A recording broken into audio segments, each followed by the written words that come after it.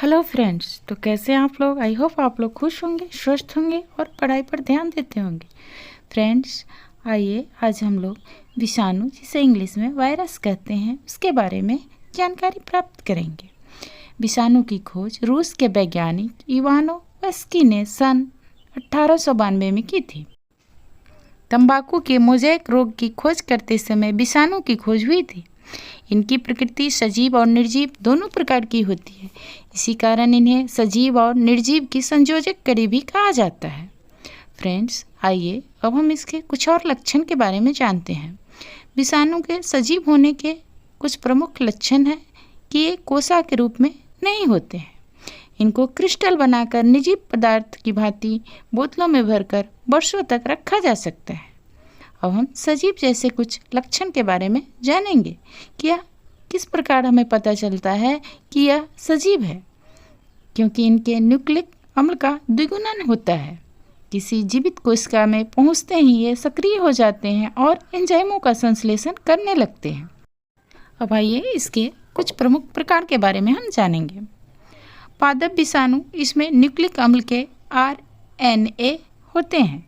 जंतु विषाणु, इसमें DNA या कभी कभी RNA भी पाया जाता है।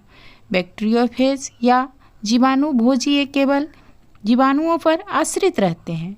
ये जीवाणुओं को मार डालते हैं। इसमें DNA पाया जाता है, जैसे T2 फेज वायरस। फ्रेंड्स, आइए अब हम लोग विषाणु से होने वाले कुछ प्रमुख बीमारियों के बारे में जानकारी प्राप्त करेंगे। विषाणु से होने वाला सबसे प्रमुख और खतरनाक रोग है एड्स। इस रोग का विषाणु HIV है, जिसका पूरा नाम एक्वायर्ड इम्यूनो डिफिशियेंसी सिंड्रोम है। यह रोग यौन संबंधों के कारण संक्रमित सुइयों के लेने से और संक्रमित रक्तदान के कारण फैलता है।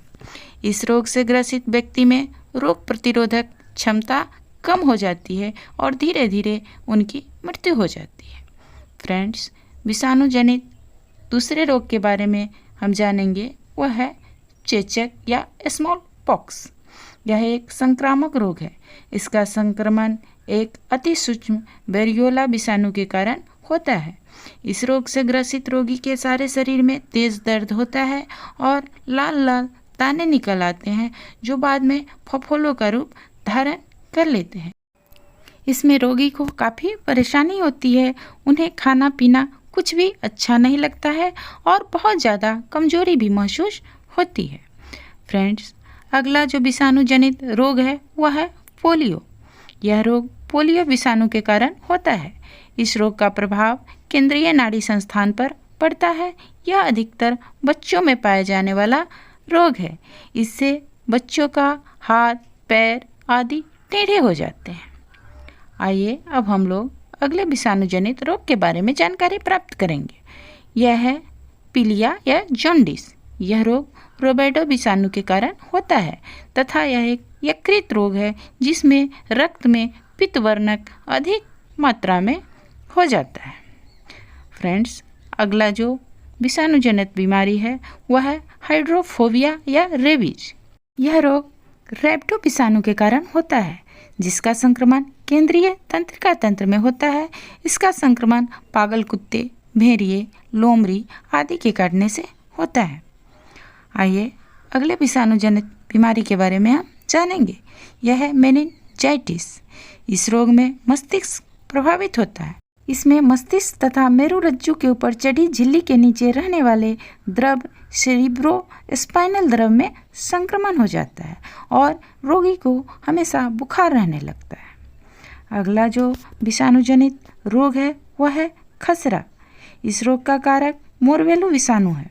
यह वायु वाहित रोग है। इस रोग के विषाणु नाक के स्राव द्वारा फैलते हैं। फ्रेंड्स, आइए अब हम जानते हैं सामान्य सर्दी जुकाम के बारे में, जिससे अधिकांशतः लोग प्रभावित होते हैं। अधिकांशतः सामान्य सर्दी जुकाम वायरस से ही होता है। इसके लिए राइनो वायरस जिम्मेदार होते हैं। राइनो वायरस के 100 से भी अधिक प्रकार पाए जाते हैं। नेक्स्ट डिजीज है हेपेटाइटिस। हेपेटाइटिस भी वायरस से ही होता है। इसके लिए हेपेटाइटिस A, हेपेटाइटिस बी और हेपेटाइटिस सी वायरस जिम्मेदार होते हैं। फ्रेंड्स, अगला जो वायरस से होने वाला बीमारी है वह है कोविड-19। यह SARS-CoV-2 वायरस के कारण होता है। इसमें बुखार के साथ साथ श्वसन संबंधी गंभीर समस्या उत्पन्न हो जाती है। अगर सही समय पर रोगी का इलाज नहीं किया जाए तो उसकी मृत्यु भी हो सकती है। नेक्स्ट, विषाणु से होने वाला रोग है पित्त ज्वर या येलो फीवर। यह रोग सामान्यतः दक्षिणी अमेरिका और अफ्रीका में होता है। इस रोग के विषाणु जंगली जानवरों के शरीर में आश्रय लेते हैं। हेमोगोगस और एडिस जाति के अनेक मच्छर इस रोग के विषाणु को मनुष्य के शरीर तक पहुंचाते हैं। इस रोग में अचानक ज्वर आ जाता है और रोगी को बहुत ज़्यादा कमजोरी महसूस होती है। आई होप फ्रेंड्स, विषाणु से संबंधित यह जानकारी आप लोग को यूज़फुल लगा होगा। अगर मेरा वीडियो आप लोग को पसंद आया होगा तो प्लीज़ प्लीज़ प्लीज़ मेरे चैनल को सब्सक्राइब कर दीजिएगा। फ्रेंड सर्किल में ज़्यादा से ज़्यादा शेयर करिएगा ताकि यह जानकारी अधिक से अधिक लोगों तक पहुंच सके।